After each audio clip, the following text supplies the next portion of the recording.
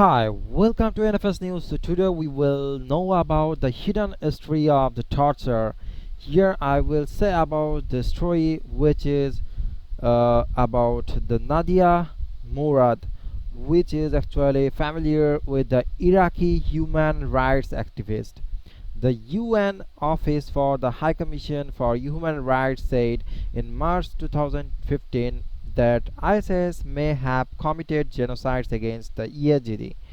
Although Iraq is not a party to the 1948 Genocide Convention, its provisions are widely recognized as reflecting customary international law.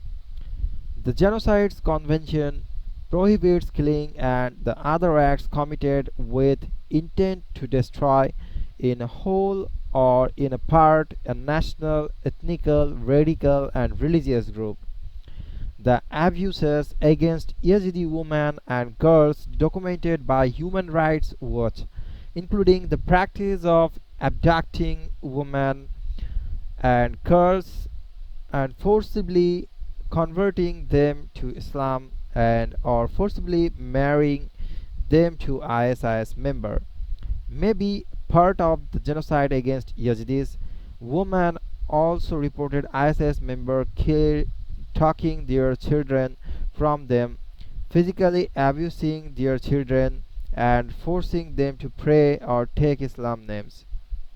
Iraq has not joined the International Criminal Court (ICC) but should do so to allow this court prosecutor to investigate and prosecute crimes against humanity, war crimes, and genocide committed in Iraq by individuals belonging to any of the parties to the conflicts. The authority could give the court jurisdiction over serious crime committed in Iraq since the day the ICC treaty entered into force on July 2002. The ICC has jurisdiction over serious crimes committed by the national of or in the territory of countries that are member of the court. Some small number of Yazidi women and girls continue to escape ISIS. According to the KRG, official and non-governmental organization working with the population, Human Rights Watch interviewed 15 Yazidi women and girls, including 7 who ISIS had kept in captivity for more than a year or 4 who had escaped in December 2015 or January 2016. The women and girls said ISIS brought and sold them repeatedly, often raped them, sometimes confined them in rooms for days, humiliated them, and beat their children or took away their children. Nadia Murad, from rape survivor in Iraq to Nobel Peace Prize. Nadia Murad is an Iraqi Yazidi who was tortured and raped by Islamic State IS militant and later became the face of a campaigning to free to the Yazidi people. In 2014, she was captured and endured 3 months as a sex slave at the hand of militants after they swept through the area of northern Iraq where she lived with her family. She was bought and sold several times and subjected to sexual and physical. This is what happened to Ms. Murad, who says the militant called this practice sexual jihad.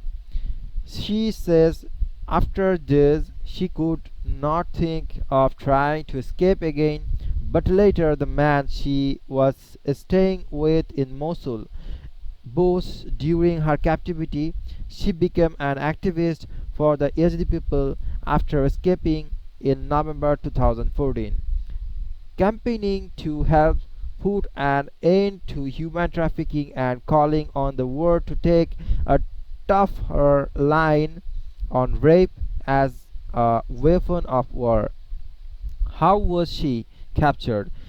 She was 21 when IS militants attacked her village in northern Iraq, close to the border with Syria.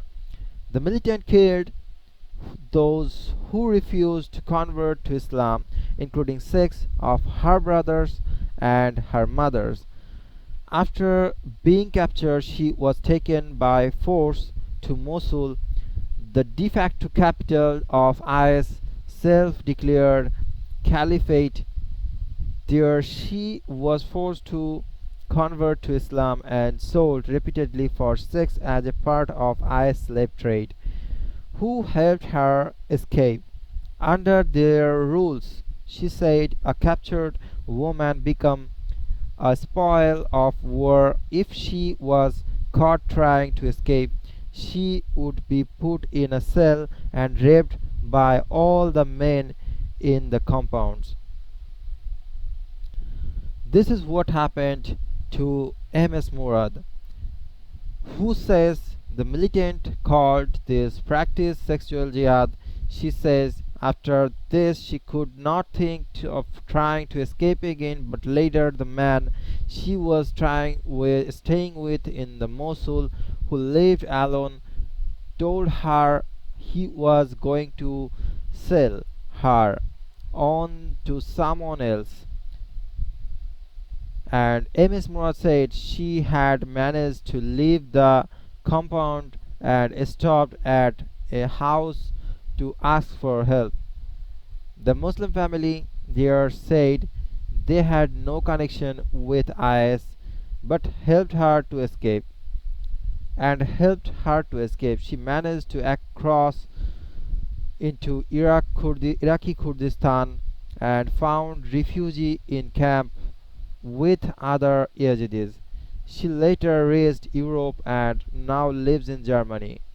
How else has she been honored as a campaigner? She has continued to campaign for the thousands of women who are still believed to held captive by IS. She was awarded the Václav Havel Human Rights Prize by the Council of Europe in 2016 and called for an international court of judge crimes committed by IS in her acceptance speech in Strasbourg. That same year, she also awarded the Sakharov Prize for Freedom of Thought by the European Parliament.